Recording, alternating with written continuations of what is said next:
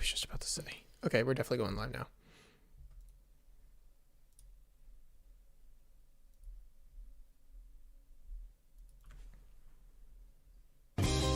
The premier sports talk radio, it's Tony's Takes. Here we go.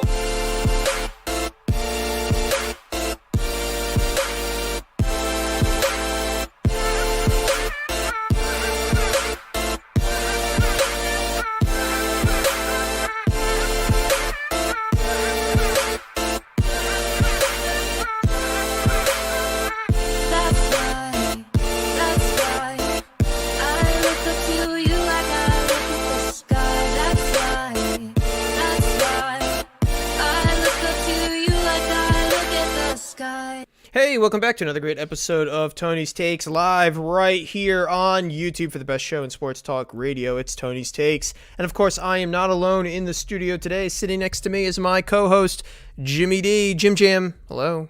Hey, Tony. Another Thursday. It's super hectic, but we've got some great stories as everyone's piling into Tony's Takes live here on YouTube. I see Stephen Daniels saying hello in Real Situation.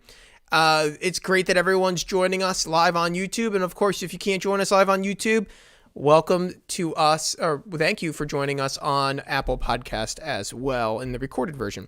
On today's episode, we're talking about a lot of great things, from the 76ers beating the Los Angeles Lakers, from JT Realmuto signing with the Philadelphia Phillies, St. Joseph's outlook. That's not as exciting. And of course, Super Bowl predictions. We had a great week of football. And of course, me and Jim are going to go through, talk about those games, and give our predictions to finally break the tie that Jim and I had from the entire season of picking Eagles games. And quite frankly, I don't know where we're going to land on picking either the Chiefs or the Tampa Bay Buccaneers. I personally still don't know who I'm going to pick. And I'm sure Jimmy feels the same way. It's a toss-up. Those Super Bowl games, they're always toss-ups. But we're going to start today, as I said, with the 76ers beating the Los Angeles Lakers. Jim, I don't know if you're ready for this, but I'm going to pass the microphone over to you because for the last 3 weeks, I've been doing the main monologues because St. Joe's has just riled me up. But when there's a St. Joe's game and a Sixers game on, we tell you to go and view the Sixers game, and I watch the St. Joe's game. So as our resident Sixers coverage guy, what were your thoughts? Are you hyped? Should the fans of Philadelphia be ready for a championship down Broad Street? So let's get into it about that game last night. First quarter, we end with a 10-point lead. Dude, I was standing up. I was so excited. Then I took like a little break during the halftime. Around halftime, I took a little break, watched a little Clone Wars. But then I came back around the start of the fourth quarter. Anyway, is Clone Wars the animated series? Oh, the animated series, of course. Yeah. Okay, just making sure just for the fans. Just a little break. But anyway, I felt really comfortable with how we left the half. It was 55-51 or something like that. So, the Sixers they had a lead on the Lakers. It looked like they were playing really good basketball, and I didn't really have any worries. And then turn on the fourth quarter, and here the Sixers have a 12-point lead with six and a half minutes left in the fourth quarter. I'm like, oh my gosh, we're beating the NBA champs. I'm on the edge of my seat. And with 5 minutes left, 14-point lead. Oh, I started saying to my fiance, I said, this lead's going. There's no way that we're going to hold this. I know this team. I know the Sixers. Maybe the coach has changed, but nothing has really changed with this group of guys. They're going to let up this lead. And don't you know, with about a minute left, the Sixers have a 4-point lead against the Lakers. Brutal. I'm sitting there on the like I said, on the edge of my seat, holding on. For those who don't know, Jimmy doesn't drink. I imagine this game was tempting you to get a cocktail out. Very, very much, especially when you get those Brett Brown flashbacks. Then you start really thinking about it. And you know that Doc Rivers is notorious for giving up games. Oh, yeah. Yeah, especially with that Clippers team last year, right? So Sixers go down 1 point with 11 seconds in the game. And for some reason, I had this sense of calmness. I said, you know what? We're going to make a basket here. And don't you know, Tobias, who was putting AD on skates all night. And by the way, AD was playing really good defense. I'm kind of, exaggerating there with Tobias. He stepped up and he made a really, really good shot. And, you could tell, the whole team was hype about it. They had the NBA champs in their house, and they took them down. And, with making that shot the way that he made it, it didn't even bother me that they let up that lead, because that is the NBA Finals team from the West right there. That's whoever wins from the East is going to be playing. So there's a lot of good things from that game and a lot of bad things. I wish that we could have gotten a rebound in the last 4 possessions of the game, then we wouldn't have had to go and make that shot. But, they made the shots when they needed to, and, I'm really excited for the outlook of this team. I can't, Tony, I know you want me to say it. I can't do it right now. I can't say that they're going to be, in the finals playing the Lakers. But I can tell you this, they're going to be in the Eastern Conference Finals. And I don't know who they're going to be playing because, this East it's all shook up right now, but it probably would be the Bucks if I had to say any team. I think it's the Celtics. Ooh, you think so? If it's 1-2 like it is right now, right? The Celtics are second in the conference. And the Philadelphia 76ers are first. I really see a Celtics-Sixers Eastern Conference Finals, which is what the Eastern Conference needs. It needs tradition. It needs history. And that's what that gets you. It'd be awesome. It's these two teams have been battling for the last 5 years to be that team. And so I really think that the cards are aligned for that to be the rematch game between them from last year. The ascendancy of both these teams. The Celtics got, they got a little upset by the Heat. There's multiple levels to all of this. However, I think your point about Tobias is well noted. Tobias played very well. He played being guarded. See, Jimmy, what did I text you the other week? I said, is there any other team that matches up with the Lakers like the Sixers does? No. Yeah, no, there isn't. No. But you did text me that last week. Right. And so when I saw that, and I didn't even realize Tobias was on the team when I texted you that. I go, oh, Ben matches up with LeBron, and Joel Embiid matches up with Anthony Davis. Yeah, he's kind of like this like hidden third guy now. And he's this hidden third guy, and you're like, oh, well, if Anthony Davis isn't going to cover Joel Embiid, who's going to cover Joel Embiid? Because there's no one on that Lakers team not named Anthony Davis who can. LeBron could cover Joel Embiid, but he had to push Joel on that one play. On the flagrant foul, he literally could not.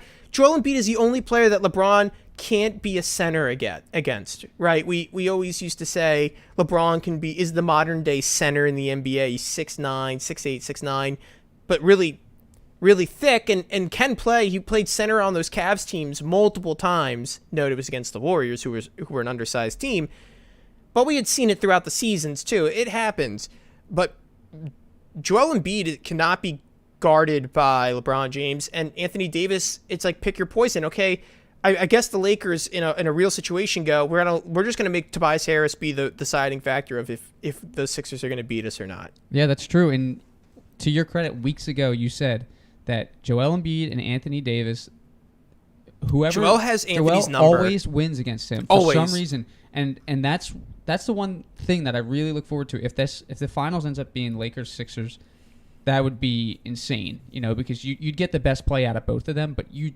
everybody knows in their hearts that Joel Embiid will dominate Anthony Davis. And another thing that I saw last night from Joel Embiid, and it's not that Ben Simmons can't do this, but Joel, with how big he is, he guarded LeBron James. He stopped him from driving to the basket. He matched him and forced, and to LeBron's credit, he forced LeBron to dish an assist to the corner. And they ended up sinking the three. But just the fact that Embiid can close out on LeBron James, who's and make him double think, a top 5 player in the NBA, it was amazing. There's no way that LeBron could have got to the basket with Joel covering him.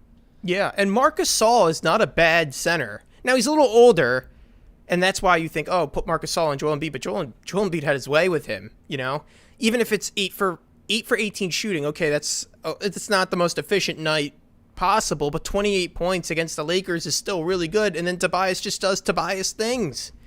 And I think it helps that Tobias is a nice outside shooter, or at least a mid-range shooter, and Anthony Davis can close out, but he's his defense is much more oriented around the rim than it is outside 10 to 12 feet. We're going to keep talking about this conversation, but I want to read the chat real quick, Jim. We've got Alex Varela. Varela. He's in the chat going, what it do, baby? Eric Franklin in the chat. I've always been more of a Star Trek guy than Star Wars, but I can respect the Clone Wars. Eric, big Phillies fan. Eric, don't worry. We will be talking about the JT signing at the 15-minute mark. And then Wig Splitter, of course, is in the chat going, let's go. Jim, let's look at the box score of this game. Ben Simmons, minus 11, not really surprised. He's going up against LeBron James, the best player in all of basketball, and he can't even stop him. The guy goes and scores 34 points. You know, LeBron James, he's a big crybaby, but he's a great basketball player. And I'm really out on him. I used to be a big LeBron defender, Jim. Oh, I remember. We've talked about this on the show. God, I remember. I used to be a big LeBron defender because I really sympathized with the guy who loved Cleveland. He loved the city. He loved what, his neighborhood or his the people he grew up with.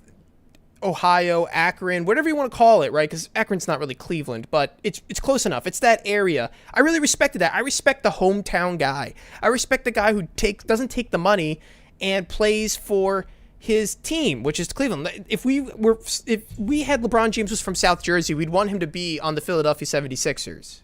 You just want that loyalty. Yes. And I think that's what, as a fan, personally, I was craving. Loyalty to a team, because in the NBA that just doesn't happen anymore. And then he moved to Miami, and I became even a bigger defender of him in Miami because I thought this is where he makes greatness. He's doing something that's different. He's not just waiting around, and it was getting really long. The wait in Cleveland for a championship was 6 years, 7 years in the making. It was too long for a player that was that talented. And the Miami teams were fun. Big Dwayne Wade fan, big Chris Bosh fan. They were just good guys. There was just something to like about them. They weren't too arrogant. They knew that championships weren't for free. They lost to the Spurs. They beat a really good Thunder's team. They had it both. They had the team that was better than them that they had to overcome, and then they had the teams that they were the favorites for. It was a mixture. It just wasn't, every year, they're going to win it all. Some years they were, and other years it was in doubt, and that was more fun. And I think LeBron's returned to that with the Lakers. I don't think it's guaranteed that the Lakers will win, not like the Warriors. However, the pushing of Joel Embiid, he's always complaining about foul calls, and he has like a lot of antics. I don't know if he's acting like immature on the sideline. Look, if I was worth his money, if I was that good, I'd probably be the same way. But as a fan watching it, like having to sit there and watch it, it kind of just isn't doing it for me anymore. All of a sudden, I find all this enjoyment from Steph Curry, who's just having fun. He's not too cocky, and he's kind of got this little silent killer instinct that no one's talking about. You're just an underdog guy, Tony. I am. Welcome to Philadelphia. Yeah, it's interesting that you flipped that way. I never thought 5 years ago that you ever would have said what you're saying right now. Just like I used to be a big anti-Steph Curry. I think you've matured quite a bit. I'm a new man. And speaking of the Currys, by the way, last night. Oh yeah. Good transition. Lucky for the parents, dude. Lucky for the Curry parents, because they could just keep ESPN on all night. Because you had Seth Curry playing the first game and Steph playing the second. And Seth didn't even play that well. No, he had a rough 1 night. for 6, but he's still getting it. He's not in that groove, and COVID will do that to you, man. He was questionable coming into the game, so I didn't really expect too much from him. But he was unfortunately, he was just a body out there last night, and that's okay. You're gonna have those nights. I can't hang my hat on it. The good thing is Tobias showed up. See, that's what the great thing about having a well-rounded roster is. Danny Green played okay, 5 for 11. I'll live with that. 4 for 9 from 3. 4 for 9 from 3 was perfect. Yeah, that's like what he's meant for. But if we could get that to 4 to 7, 4 of 7 from the field from 3, perfect. That's all I ever want him to be. Is 12 to 14 points a night. So let's get into our 3-point shooting, because I think this is a hot take, and I really want to see your reaction to it. Okay, lay it on me. Korkmaz is the most reliable 3-point shooter on the Sixers. What do you think? He's definitely got the nicest form. Every single time I see him, just like his shooting form's the purest, probably. If he's standing there open, I just feel like it's going to sink. I've got to say, his development has been fantastic. Oh, yeah. Compared for Philadelphia fans who watched him, 2-3 years ago, he is such a different player. Remember when he did that dunk contest in Turkey with the Darth Vader mask on, bring it back to Star Wars? Yeah. He did that. And it was kind of just it was like really cheesy. And I think he's really grown. And it's nice to see. I like seeing that. 3 for 5 in 10 minutes of play. Perfect. Oh my gosh. And then you have Shake. Yeah, Shake doesn't need to score a ton of 3-pointers, but Shake Milton is just a great bench player. Sometimes I see Shake, I don't know, I think he makes questionable attempts at times from the field. Like, it just, I don't know. I feel like he might force it sometimes. He's still young, so that's not a huge issue. But one of the things that bothered me a little bit last night was the 6 minutes of play that you get from Tyrese Maxey when Seth Curry's having an off night. You want him in there more? Yeah, I want him in there more. But again, maybe it's the matchup that Doc is seeing, that he would prefer Seth Curry to be out there.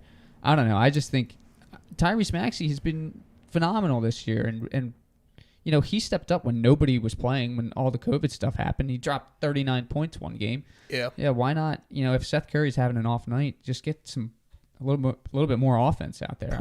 Personally, I'd rather see Joel play less minutes, but that's just me. 37's a lot. That's a lot. Give 2 minutes to Maxey from Joel. 34 minutes is where Joel should be. And even 30, he should be like Kevin Durant. He's just that injury prone. And wasn't Joel off against the Cavs? Yes, because they're 10-1. Or not the Cavs. They're 10-0 with the starting lineup. Okay, yes. They're undefeated with the starting lineup. Whatever the last game was, I'm pretty sure he was off. I think it was the Pistons, actually. If the 76ers are healthy, they are undefeated. They are 10-1 at home. And fun stat, the Lakers were also 10-1 on the road. So we had a 10-1 matchup. Oh. And we came out on top. So I can't complain. Last night, okay, they gave up the lead. Okay. The 76ers had to win it on a buzzer beater. Okay, that's fine. I'm fine with all of that, because when it works out, what's there to complain about? The team did everything right. They scored when they needed to. They played 3 quarters amazing against the Lakers, and every one of the stars that I expect to play well all played well. So I don't know what the problem is. Literally, when you win, all your problems go away. I just get a little worried about that choke factor. Oh, I thought you were actually burping. No. I don't know. No one knows, in theory.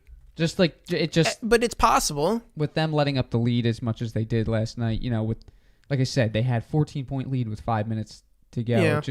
I think that's something to be. However, I think that technical foul was really I think it was an actual shove. Sure. And everyone's trying to defend LeBron, but that's a conversation for another day. Yeah. Let's get to JT Jimmy. All right. 5 years. For those who don't know, JT I don't know if I'm ever saying it right. Real Muto? Real Muto? I don't know. Real Muto? Anyway, catcher for the Phillies. Best catcher in baseball, most would say. And he's 31. I think he's 31. And 5 years. The deal for him is 5 years, $115 million. It's like 24 a year or something like that. Or 23 a year, I think. This, Jim, I see in the notes you have I hate the money, which is fine. It's okay to be a little thrifty, a little cheap. But the pitching staff for the Philadelphia Phillies, folks, that staff, regardless of it's the starting pitching, the relievers, it all struggles at some point in the season. We don't have a full starting rotation in the pitching department. We don't have a bullpen. We're working to build it, but we don't have a bullpen that can win you a championship. That's just a fact. The catcher is the most underrated position for the pitching staff, for the relievers.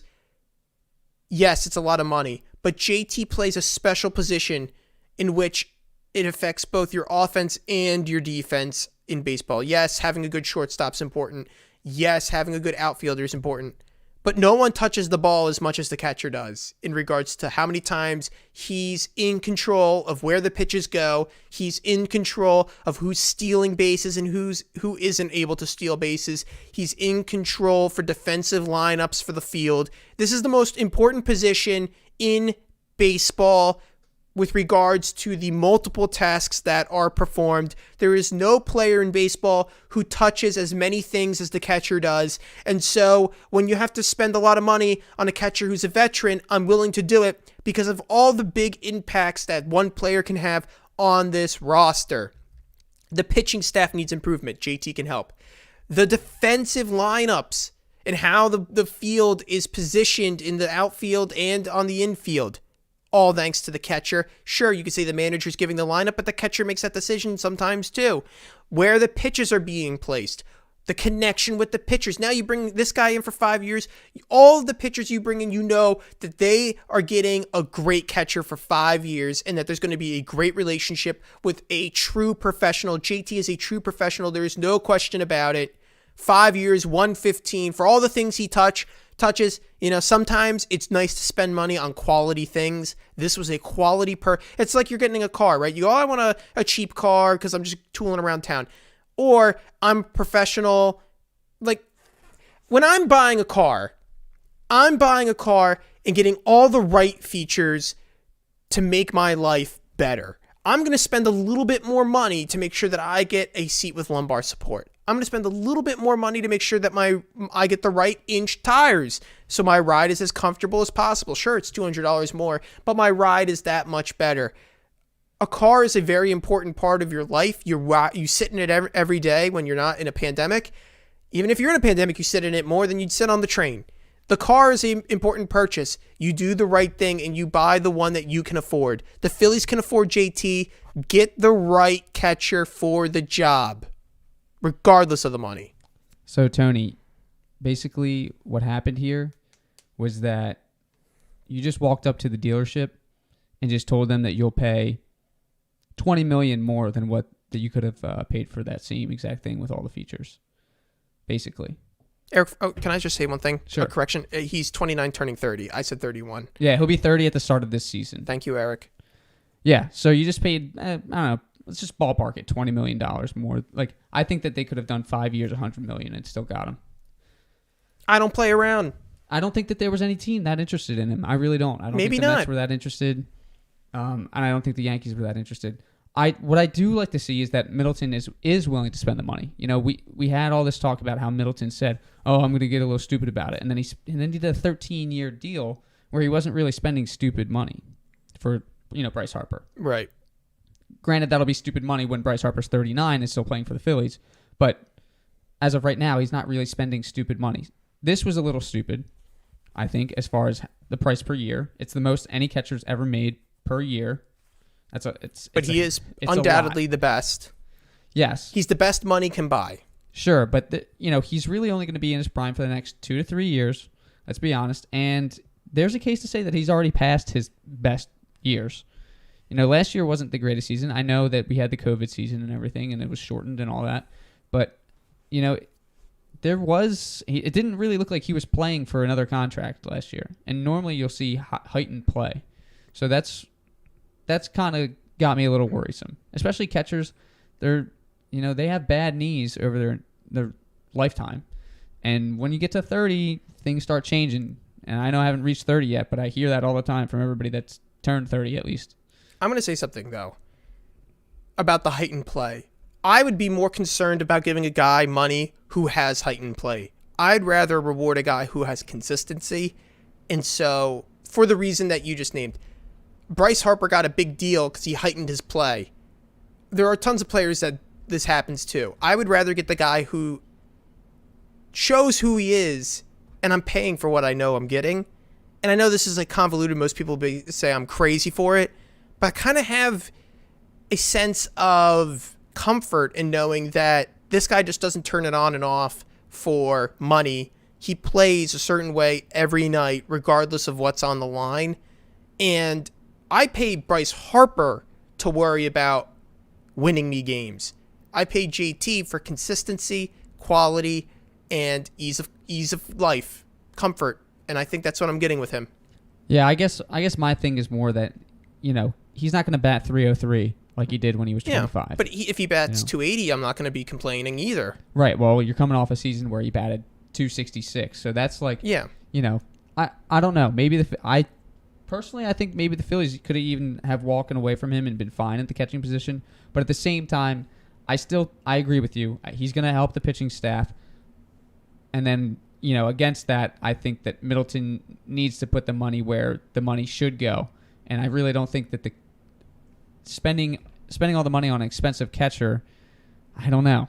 When I weigh that against getting a better starting pitching rotation and deepening you don't have to neglect both. We're just just because we gave JT money doesn't mean we can't get good pitching. That's fine. Yeah. There's no salary cap hit. I mean, if Middleton wants to pay the luxury tax, that's all him. He's the billionaire, but yeah, and the city's demanding it because the fact of the matter is this batting lineup is one of the better ones in baseball.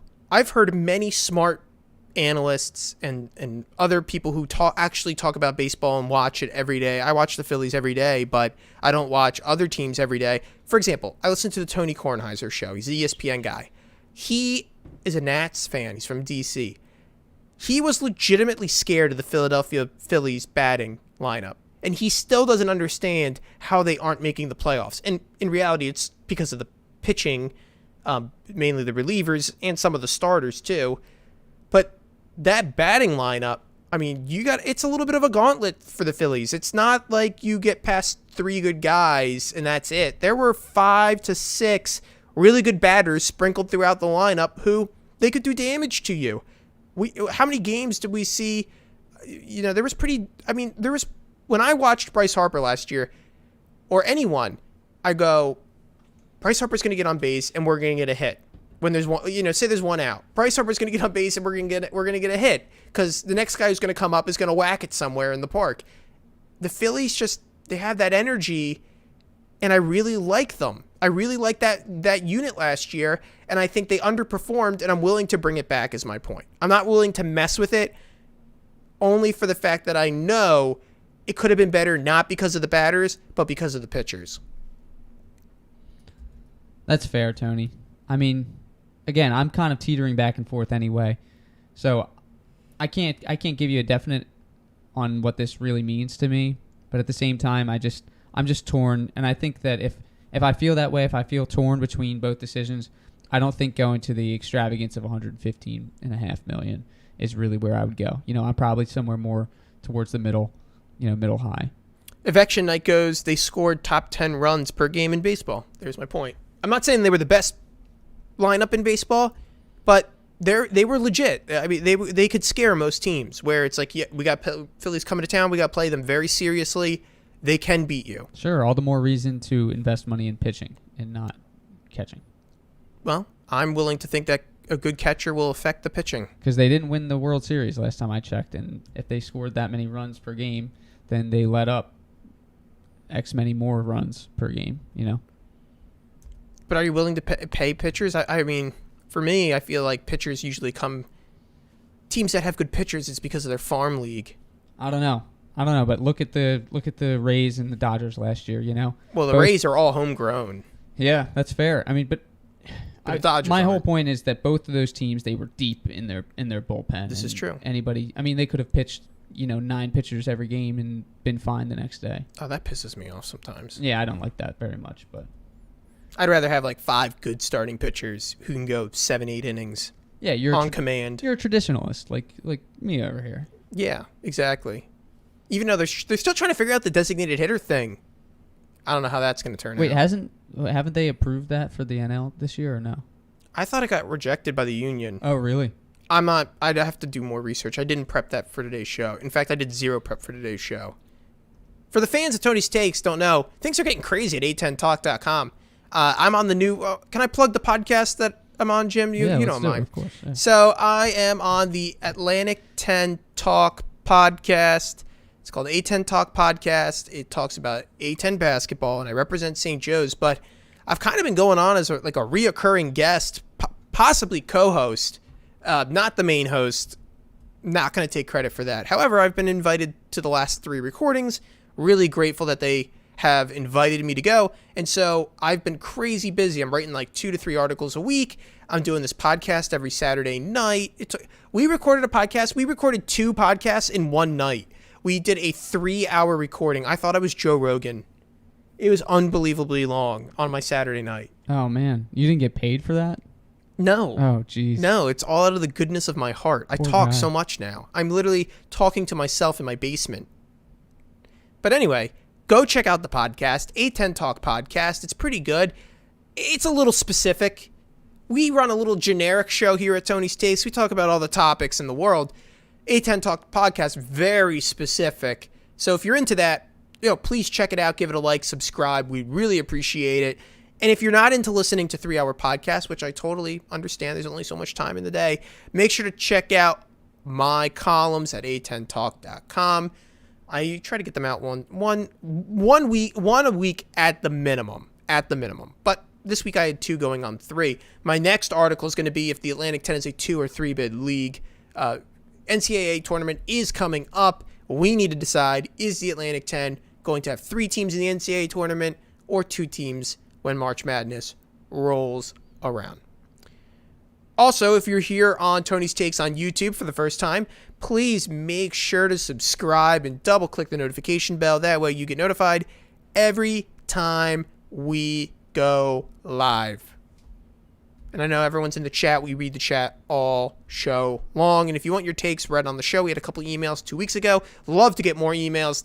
Next week, email the mailbag, tonystakes.1851@gmail.com. That's tonystakes.1851@gmail.com. Okay, Jim, let's get into St. Joe's. That's a good transition. Right into the A10. Right into the A10. We're gonna keep this St. Joe's talk nice and tidy, maybe 10 minutes, and then we're gonna get into the Super Bowl for the rest of the show because I have a lot of fun thinking about Tom Brady, the ghost of Tom Brady. So, St. Joe's the other night gets smacked by Richmond. I'm actually going to read my article, Jim, because I just think it makes more sense. I have some nice words about Billy Lang at the end. See, I've been texting friends back and forth, Jim Jam, and some people have said I'm too weak on Billy Lang. And some of those people I mentioned, you said that last week. I was listening to today's episode, and you said it last week. A couple friends of the show have said that I am too weak on Billy Lang. Then I have other friends who say, Tony, you're not talking enough about how Phil Martelli is the ghost of Phil Martelli haunts this program. And I find myself in the middle of all of it, which is fine. If you find yourself in the middle, being hated by both sides, maybe sometimes that's a good spot to be, right? Being torn down by the Billy Lang haters and being torn down by the Phil Martelli haters, maybe that means I'm saying something that's a little bit more balanced in regards to this program. And I think I don't need to be a thought leader. I don't need to be a thought leader. I don't need to be a thought leader. I don't want to be a thought leader. I don't want to be the one who tells people who to root for and who not to root for. That's unfair. I'd rather let the people who are in the positions of influence do that. And by position of influence, I don't mean the media. I don't mean those who write about them. I mean the players themselves. I view my job, or I want to view my job, as one where I report information. I tell you what happens in the basketball game. I spend time writing about the basketball game. I watch the game and say, this is what's going on, and this is one way to improve. I don't try to finger point. I don't try to say it would be better with this coach or it'd be worse with that coach. And I know on the last episode of the A10 Talk podcast, we talked about coaching hires, and I said there are no hot seats at St. Joe's right now. Because I don't want to be the guy who points the finger. I did say on that podcast, however, that the fans of St. Joe's are divided. And this is so true. We are divided.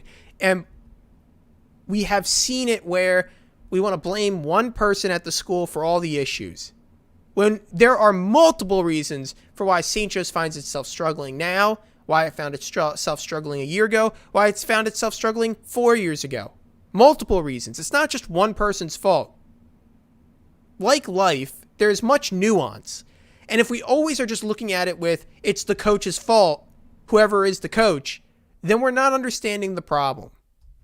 Let's talk about it like this. So Richmond beat St. Joe's last week.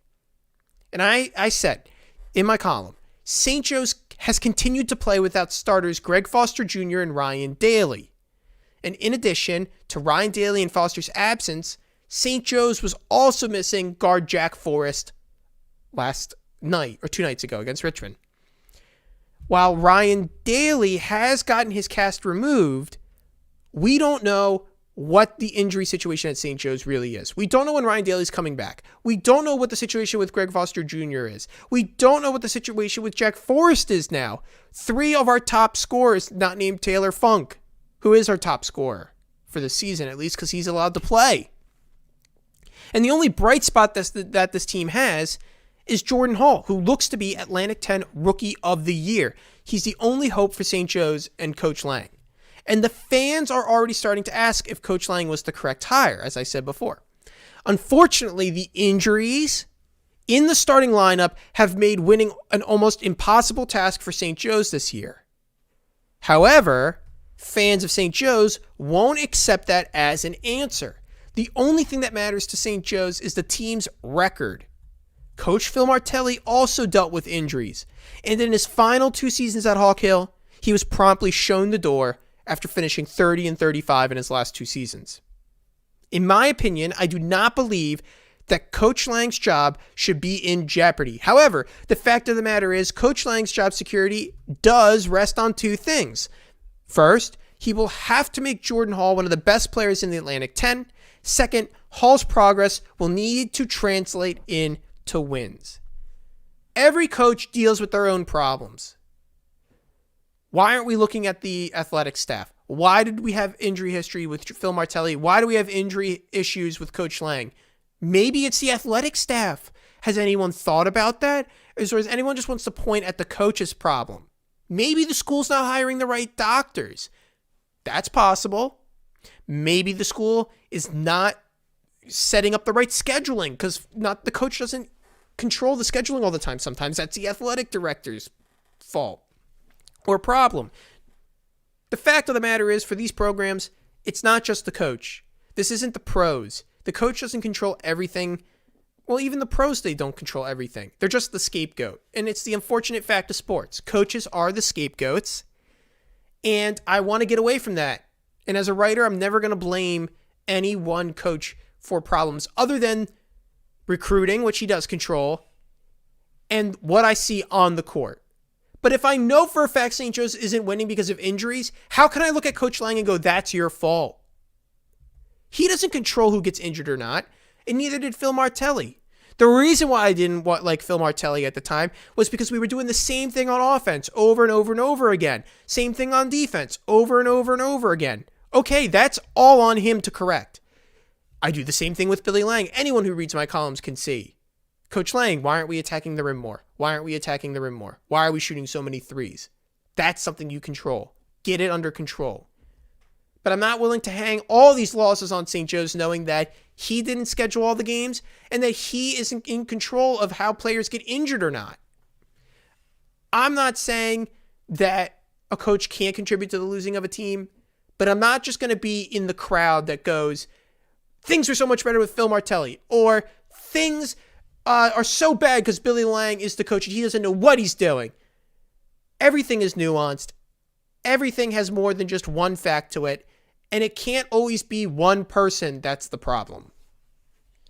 That's fair, Tony. That's fair. But I'm looking at this 112 seasons of St. Joe's basketball, right? Do Storied program. Yeah. Do you want to know the worst record?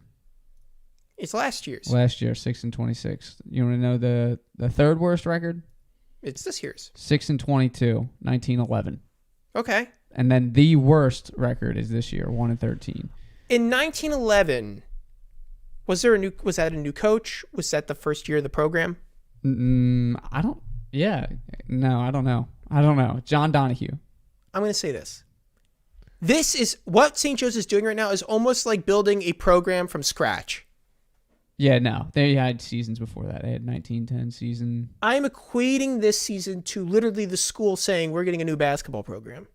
And we're going to start. We're going to start playing basketball. Yes, I'm in full agreement with you. I don't think that he should lose his job. I've said that numerous times on this show. It's just the amount of recruits that left. Compared to any other program, by far, St. Joe's had the most. Yeah. Like, I've never seen an exodus from a program like that. It was a mass exodus. It definitely was. And so it's literally like the school said, hey, next year, we don't have a basketball program this year. Next year, we're going to open up basketball. Everyone come to the games. Hey, we need recruits. Any transfers want to come and play? Because we got to fill out a roster. Literally what happened. Guess what? This team is 40th in scoring in St. Joe's history. Like, as bad as this team is at 1-13, They get the ball in the basket. They do score a lot. It's that they don't have any defense, really. That's the biggest issue. And guess what the strength of schedule is up to for this season? We're 5th in the country, aren't we? 8.41. I don't know where that ranks. I in the think it's country. like 5th or 6th in the country. That number is absurd. That's the highest St. Joe's ever had as far as strength of schedule. And the conference is really good. Yeah. That's the other thing. It's like you play Richmond. It's like Richmond was ranked this year. That's a conference game. If we didn't let up 84 points a game, this would be a totally different team. And, they would have different confidence about themselves and everything, too. I think that's part of the issue. Again, like you said, there's other things than just the coach. I mean, the injuries really worry me. Right. And one of the things I wrote in the notes for today is, this school and the team, they're bigger than just two guys, right? Like, I understand Ryan Daly is the guy when it comes to this team. That's fine. But if you put him into that Richmond game, they still lose by 10 or more. Yeah. I don't think he makes a huge difference. No, it's not those games that he makes the difference. It's the George Mason, the Masons and the LaSalles. Yeah, the double OTs Which, and everything. In the beginning of the year, I said, look out, we're only going to beat those teams. I never said we were going to set the world on fire. I think you said that they'd win 5 or 6 conference games, right? I think I said 8, but 8, it was below 500. Okay. We were not going to be above. I predicted a below 500 conference schedule. I never predicted that they were going to set the world on fire. So I think I come in with a realistic viewpoint on this stuff. So give me the outlook on the rest of the season. Just give me the outlook with Ryan Daly and then the outlook without Ryan Daly. The outlook with Ryan Daly is the same as if they had Ryan Daly. And I'm going to say this to the fans. I haven't said this on the podcast, but I've heard rumors that he's not going to play for the rest of the season. Sources close to me have heard rumors, and these sources are usually right, is what I'll say. But I can't I've never written an article about it. Because I'm not going to say anything unless he's on the record. They apparently are hearing things that the injury's pretty bad, and if the cast is, in my article I wrote, even with the cast off, we should assume that he's not going to play this season. Tony, why didn't you do the breaking news? Because I'm not going to say it's true. I'm not going to say it's true because I can't prove it.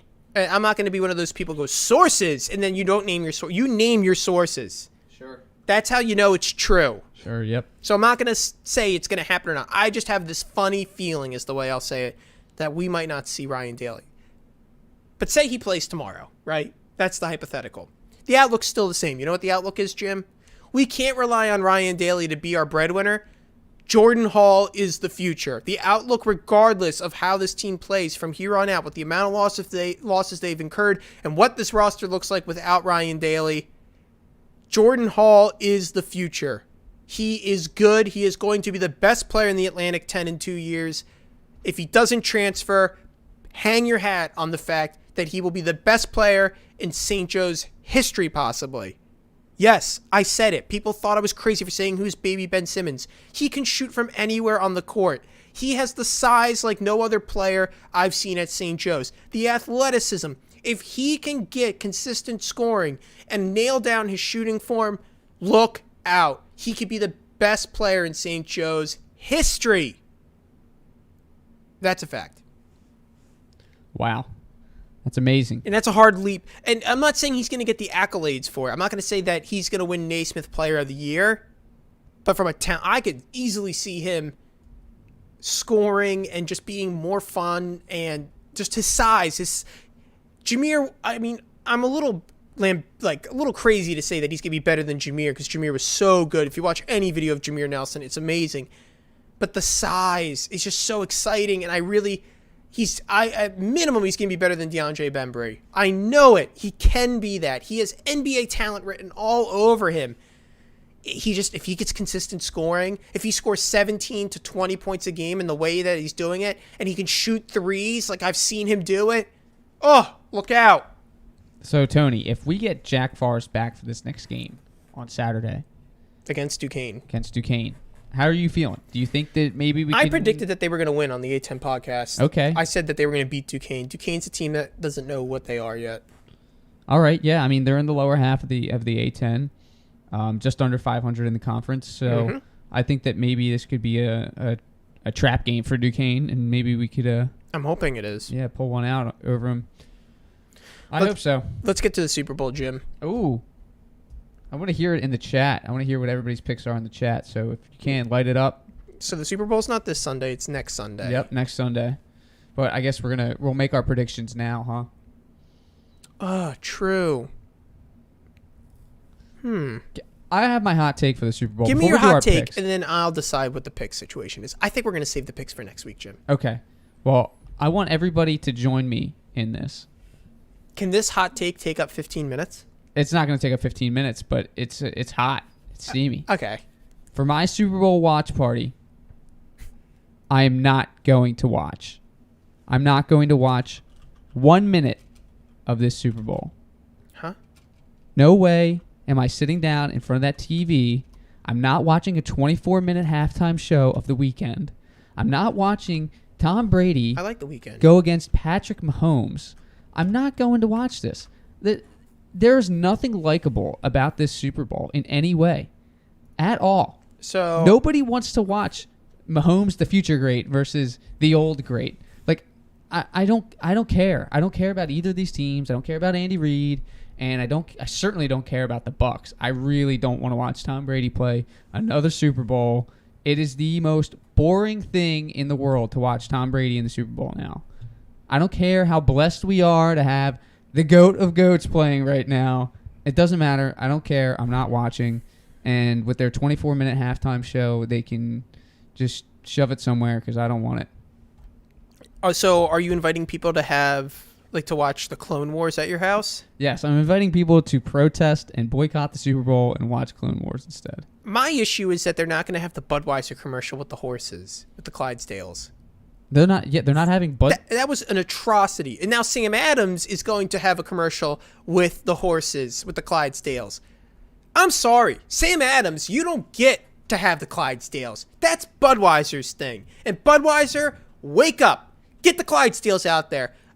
I don't know anyone who is a defender of Budweiser beer like me. All my friends go, I want to drink low-calorie beer. No. You drink Yingling or you drink Budweiser. The And king of that's beers. it. The king of beers. That's all you drink. So get the Clydesdales and run them out there. They're better than Bud Light. Budweiser is superior to Bud Light. So I can't watch this, Tony. I don't know how you feel. I guess you're going to sit down I'm and gonna enjoy watch. it. I love the Super Bowl. I like to cook. I like to make bar food. I'm going to make a beer cheese dip that I got going this year. I'm going to make homemade pretzels rolled out with my bare hands. I am going to make a nachos that I make with a carne asada marinade. Excellent with my homemade queso. I make homemade queso that goes along with my beer cheese dip. 2 different cheeses. I got 2 different cheeses on the burner. I'm cutting the cheese and putting it on the burner. It tastes delicious. Homemade pretzels, homemade nachos, marinated meat, grilling it out on the grill.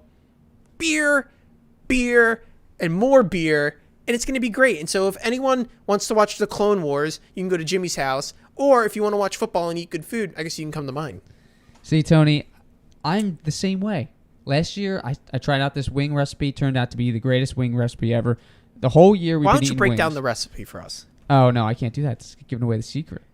What do you mean? It's not proprietary. Oh, it's proprietary. Would you come up with it? No, America's Test Kitchen did. You can go out and buy it yourself, but I'm not going to reveal it to anyone. What do you mean? Okay, it's a baking recipe. I don't know. You want me to break it down? This ain't Food Network. This is Tony's Takes. You bake your wings? Yeah, but they're crispy, man. They are very They get more crispy than the fryer? Yeah. I guess the fryer makes them soggy. I use a broiling method at the end to finish them off, get them nice and crispy. A broiling? You mean you just turn the broiler on? No, I bake. There's a method? They're roasted with like baking powder and salt for 50 minutes under 425, and then I broil them for about 5 minutes on each side at the end to crisp them up. Steven Daniels goes, so what time should I be over, Tony? I don't know. What time does it kick off? I don't know. 7? I don't care this year. Come on over at like 2. But my point is, I am the same way. I'm normally fully invested, but there's no way. I don't with this no commercials. Like all these ads are just dropping off like flies. There's a 24-minute halftime show. So Tony. wait, why aren't they doing commercials? Well, they're doing commercials, but all the big sponsors aren't. Because they can't afford it? Yeah, well, yeah, Budweiser dropped out. Like They what else they dropped dropped out? out There's a so whole they bunch. could do vaccine things. It's like, what? Probably. I mean, it's just like it's just not the same year, that's for sure. And you're not gonna have a whole bunch of people over your house for Super Bowl this year. That is true. That part is true. Like, it's just there's no magic for me. And then to watch two teams that I really don't want to, I didn't want to see either of them win a Super Bowl this year. There's no point for me. I'm not gonna enjoy it. Alex in the chat goes, I heard them wings slap. And Steven Daniels goes, the wings are boss. See? Do you put a sauce on your wings? Oh, we make all of our sauces. All of our sauces here Yeah. at Jimmy's Wings are Dude. made from home scratch. Wig splitter / eviction night makes this like very cool like Asian sauce. It's like spicy, but then Little like sesame.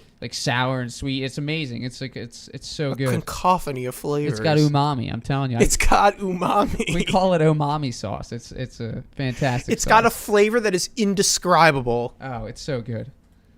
Oh my gosh, that is so funny. I'm trying to think what's a good recipe. So I'm making the homemade pretzels this year. Oh, Steven Daniels says he's going to bring the beer. Excellent. I like Budweiser, if you couldn't tell. He's a Blue Moon guy. I respect Blue Moon. Blue Moon's a little rich for me, like palate-wise. It's a little sweet.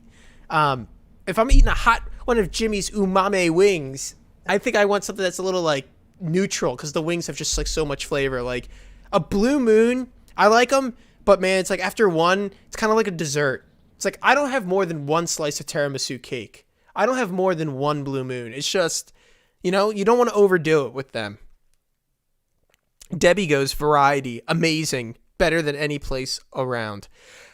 So I'm going to say this, Jim, because I'm torn. I feel like you should be rooting for Tom Brady to beat Andy Reid because Andy Reid was the Eagles guy.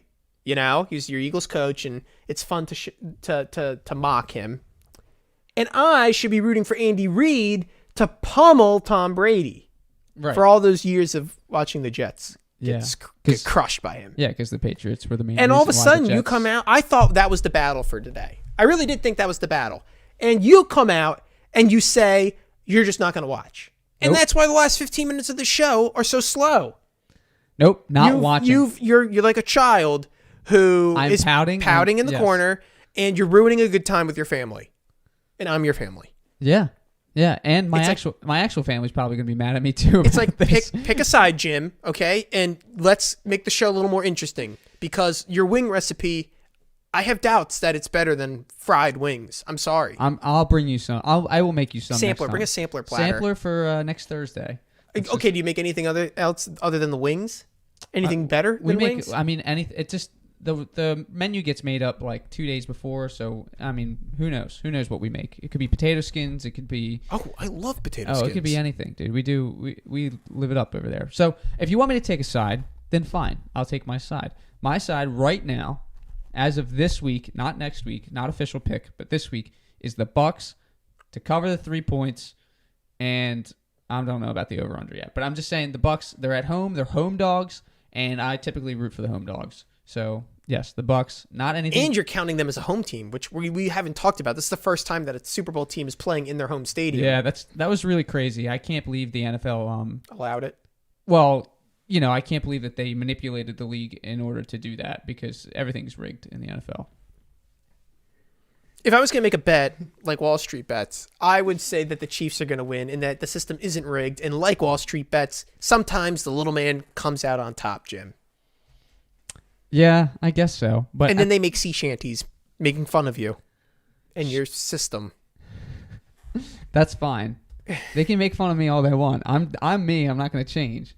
At the same time, yeah, Tom Brady. I don't want Tom Brady to win, but I'm still going to root for him. It's the same thing that you're saying with Andy Reid. I can't see Andy win again. That's brutal for me, and I'm not going to root for it. Eric Franklin goes, I like to get Blue Moon at a bar because I like when my drink comes with a built-in snack. Eric must also like martinis because they come with little olives. Steven Daniels goes, the moon is my fave. Debbie Daniels goes, you have no idea. His wings are the best. They're great. And then Steven Daniels goes, yo, my boys can cook for real. We're going to have like a little Emeril Lagasse cook-off.